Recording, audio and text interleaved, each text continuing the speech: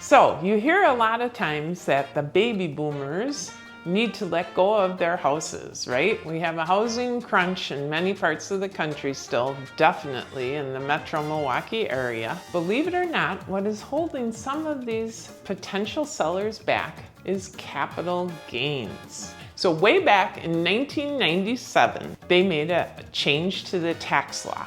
And what they said is if you lived in your house for 2 out of the last 5 years as your primary residence, you were able to not pay or be exempt from capital gains on $250,000 of gain. Meaning if you bought your house for $300,000 and now you were selling it for $547,000, you were fine, no capital gains.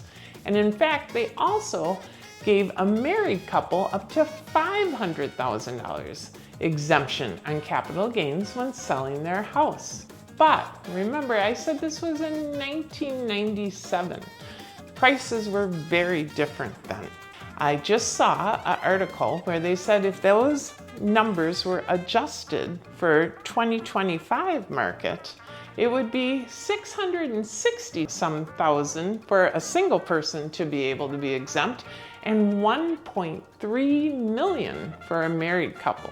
Obviously, that is not the case now, and that is holding some people back because property values have gone up so much. So there is some scuttlebutt now that there may be some politicians interested in changing that. We'll see what happens, but in the meantime, remember, you only get $250,000 exclusion as a single person and $500,000 as a married couple.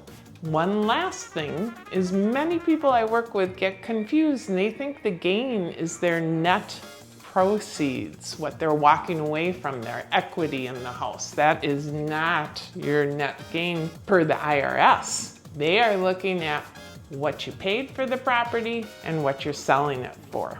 Of course, I am not a tax advisor, and you definitely want to consult a tax professional before you make any decisions based on this.